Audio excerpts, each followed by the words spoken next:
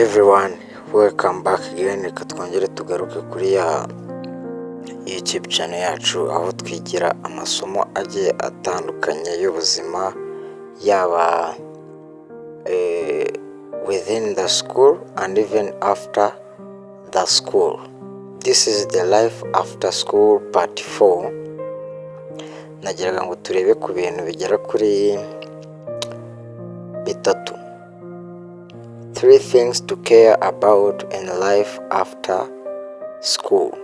Ibintu bitatu by'ingenzi ushobora kuba wakitaho cyangwa se washyiraho umwanya wawe cyane nyuma y'uko usoje ku ishuri. Ntabwo nitaye ku ishuri usoje ryari, ushobora kuba usoje secondaire, ushobora kuba usoje university. Buriya akenshi umuntu ashobora gusoza secondary, nibiye ngombwa ko nyine yakomeza kwiga university kubera ko akenshi twese ntago duhita tubona ubushobozi bwo guhita twajya kwiga muri university. Akenshi ubwo ndi kuvuga bya bintu ushobora gutangira kwitaho igihe cyose wamaze kubona diplome. Buriya usoje amashuri yisumbuye wabonye diplome, icyo gihe biba ari ubutangiye cyo nakita real life, noneho ya nyayo, hahandi nyine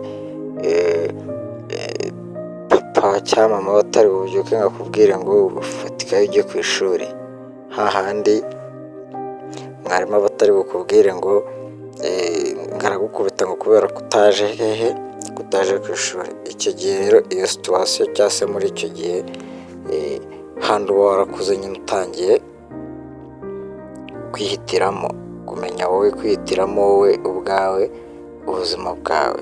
Ibyo bintu bitatu rero nibyo ngira ngo nze turebere hamwe ku muntu wese ugisoza koresha cyangwa se amashuri. Ndavuga navuze se ushobora kuba ari university cyangwa se ari secondaire. Abenshi ubundi usanga twarigiye secondaire gusa tugahita twinjira mu bintu byo gushaka ubuzima, akenshi rero icyo cyiciro ni icyiciro cyiza cyane umuntu aba akwiriye kugira gute kwitondera. So rero reka nze duhite turebera hamwe ibyo bintu bitatu by'ingenzi ugomba kwitaho igihe cyose ushoje. Reka nze turebe noneho cya mbere ukwiye kuba wa caring about. The most important thing to care about after school, it is ni nk'ukuri kubibona kuri nuza, it is the recovery and growth. Self recovery and growth ni cyagiye nyine, nicyo gihe nibyo navugaga muri part 3 y'ubushize.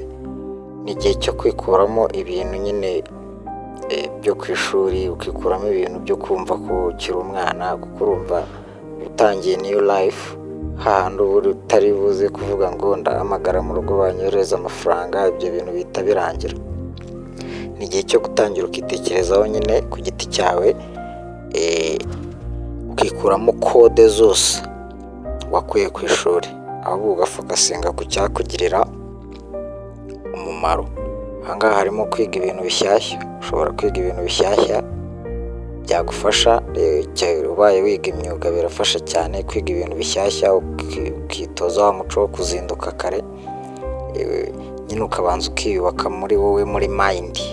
Buriya growth ihera muri mind, mu bitekerezo, ugaplaninga se n'ibiki ushaka kugeraho, ugasetinga goals.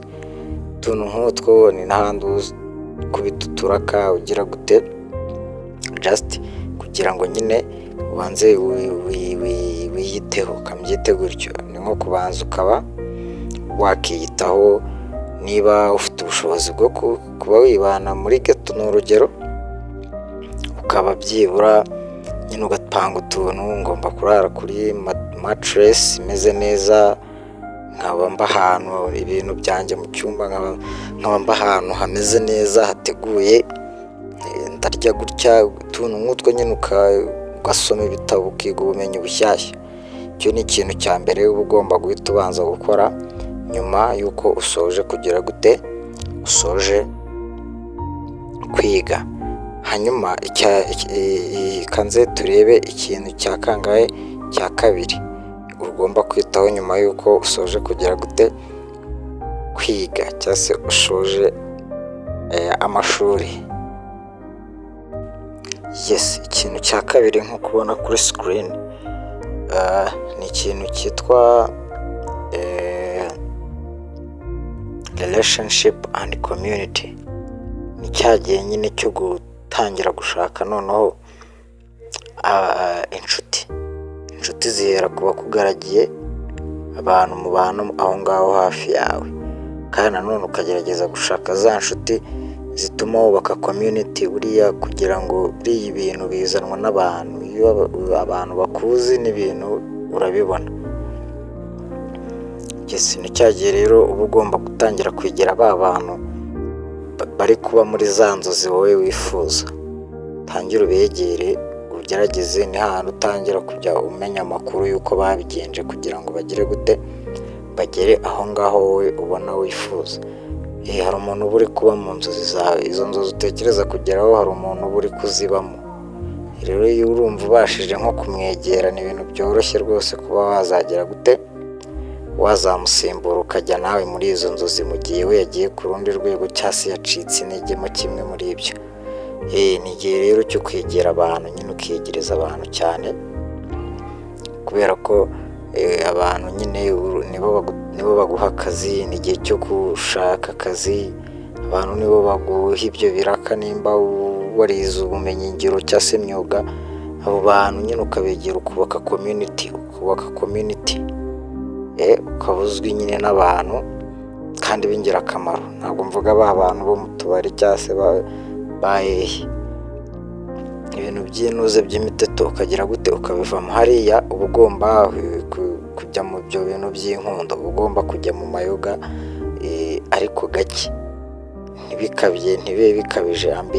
Iyo ambiance bikenewe mu buzima, kubera ko akenshi ujya ubona nk'aba ari abasaza, hari umuntu usaza ugasanga umuntu mukuru ariko ugasanga ari gukora ibintu nk'ibintu byagakozwe n'umwana w'imyaka 20 cyangwa 25. Aba yaragize ikibazo cy'uko iyo feelings cyangwa se uwo munyenga wo kujya mu kabari, akaba yahanywa inzoga nyinshi, akaba yajya mu nkumi cyangwa se mu maparis, house parties, mu ma event menshi, ugasanga ntiyigeze anyura mu ibyo bintu, ugasanga arimo arabikora ashaje. Rero ucishamo nabyo ukajya ubijyamo, ariko ukajya ugira igaruriro.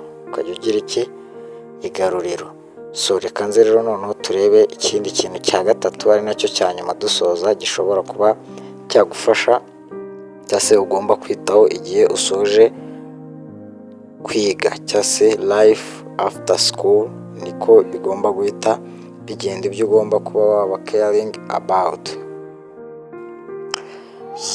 Icya nyuma rero nanone urabona ko hano ni ikintu kijyana na finance and stability. Nimba warabonye n'akazi waragashatse ukakabona, ugomba gukora ya ambiance, bya bindi twavugaga, ukanywa amayoga, ukajya mu bakobwa, ukagira ute mu bagore, ariko ukibuka no gusevinga amafaranga, ugatangira ukibuka kujya usevinga amafaranga yo kuzakora agaproje runaka utekereza mu mutwe wawe, kuko ntabwo utekereza kuzakora akazi ukorera abandi igihe cyose. Kugerageza nyine kuba wakigenga mu mafaranga. Ibyo bintu bigirwa no gukora ikintu twita gusevinga, kabone niyo waba usevinga makeya. Bavuga ngo usevinga 10% by'umushahara ukorera,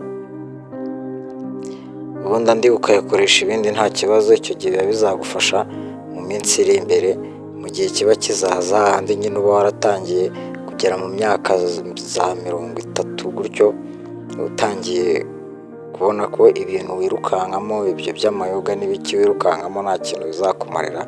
Igihe rero ugeze ako kenge uzabashe kukagira, hari utuntu wasevinze twagufasha kuba wakora business yawe, bityo ugakomeza life So rero ndizera ko ibyo bintu bitatu byagufashije wowe wakomeje kudukurikirana kuri iyi YouTube channel yacu.